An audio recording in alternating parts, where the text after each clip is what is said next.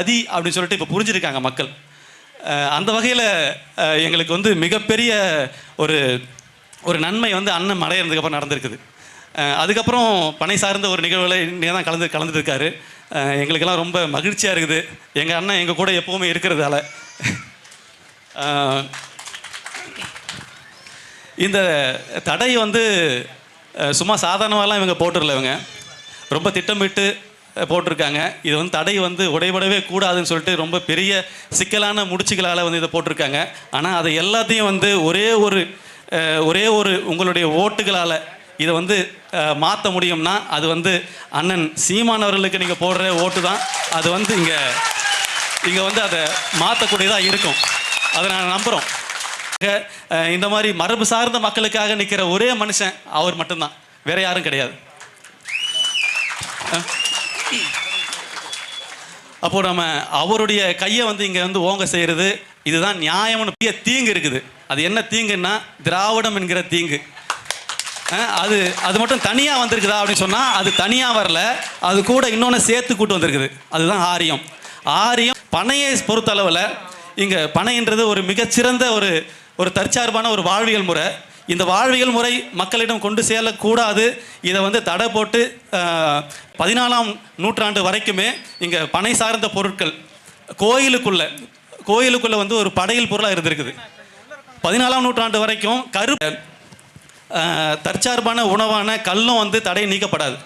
அப்போ இவங்க 2 பேரையும் ஒழிக்கிறான் முதல் வேலை. அதுக்கப்புறம் தான் வந்து தடையை நீக்கிறதோ, அதுக்கப்புறம் தான் வந்து நம்முடைய கல்லை மீட்கிறதோ, அதுதான் வந்து அடுத்த கட்ட. கோயிலுக்குள்ள கருப்பட்டி உள்ளே போகணும். ஏதாவது ஒரு பெரிய கோயிலில் நாங்கள் அறிவிக்கிறோம், ஏதாவது ஒரு பெரிய கோயிலில் எடைக்கு எடை கருப்பட்டியை துலாபாரம் நாங்கள் நடத்துகிறோம். என்ன இது வந்து தமிழ் மாதிரிலாம் கிடையாது. தமிழ் நீங்கள் வந்து இத்தனை ஆண்டுகளாக நீங்கள் வந்து தடை செய்து வச்சிருக்கிற மாதிரிலாம் கிடையாது. நாங்கள் உள்ளே பூந்துருவோம். உள்ளே பூந்து கருப்பட்டியை நாங்கள் கொண்டு போயிடுவோம் உள்ளே. அப்புறம் இன்னொரு விஷயம் நான் சொல்லி முடிச்சிடறேன். அண்ணன் வெளியில் கிளம்புறதால நான் சீக்கிரமாக முடிச்சிடுறோம். அதை எல்லா கட்சியிலையுமே வந்து அணிக்கும் பாசறை இருக்குது. மீனவர் பாசறை, நெசவாளர் பாசறை நிறைய இருக்குது இல்லைங்களா? உழவர் பாசறை இருக்குது, சுற்றுச்சூழல் பாசறை இருக்குது, எல்லாமே இருக்குது இல்லையா? ஏன் பனையேறி பாசறை இல்லை?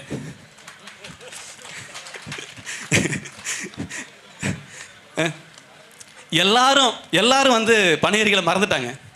பனையேறிகளுக்குன்னு ஒரு அடையாளத்தை ஒழிச்சிட்டாங்க. தொடர்ந்து கட்சி ஆரம்பித்த முதல் நாளிலிருந்து இன்னை வரைக்கும் பனைக்காக அவ்வளவு திட்டங்களை வச்சிருக்கிற ஒரே கட்சி நாம் தமிழர் கட்சி. அப்போது நாம் தமிழர் கட்சியில் கூடிய விரைவில் பனையேறிகள் பாசறை அப்படின்ற ஒன்று உருவாகணும். அது எங்களுடைய விண்ணப்பமாக இருக்குது. அண்ணன் அதை கூடிய விரைவில் செய்வார். அப்படி செய்யும்போது பனை சார்ந்த அந்த தற்சார்பு வாழ்வியலை மீட்டுருவாக்கம் செய்ய முடியும். பனையேறிகளுக்கு இருக்கின்ற அந்த பொருளாதார இழப்பை சரி பண்ணி பொருளாதாரத்தில் அவங்களை மேம்படுத்தி கொண்டு வர முடியும். இளைஞர்களை குறிப்பாக பனை சார்ந்த அந்த தொழில்களை பனையேற்றத்துக்கு கவர்ந்து எடுக்க முடியும். நாம் தமிழரில் நிறைய பிள்ளைகள், நிறைய தம்பிகள் பனை ஏறுவதற்கு ஆர்வமாக இருக்காங்க. ஆனால் அவங்க வந்து ஏறுவதற்கு தயக்கமாக இருக்குது. நாங்கள் அவங்களுக்கு பயிற்சி கொடுக்குறோம், நாங்கள் அவங்களுக்கு ஏற வைக்கிறோம். எந்த குடியாக இருந்தாலும் நான் பனையை ஆரம்பித்து 8 வருஷத்தில் முதல் வருஷமே வந்து அறிவித்தேன், எல்லா குடிகளுக்கும் பனை ஏறுறதுக்கு நான் கற்றுக் கொடுக்குறேன் வாங்கன்னு சொல்லிட்டு. அன்னையிலேருந்து இன்னை வரைக்கும் அனைத்து குடியினருக்கும் நாங்கள் பயிற்சி கொடுத்துருக்கோம், இனிமேலும் கொடுக்க போகிறோம். ஏதோ வந்து பனை தொழில்ன்றது ஒரு குறிப்பிட்ட சாதியினருக்கு, ஒரு குறிப்பிட்ட குடியினர் மட்டும் தான் செய்கிற ஒரு தொழிலெலாம் கிடையாது.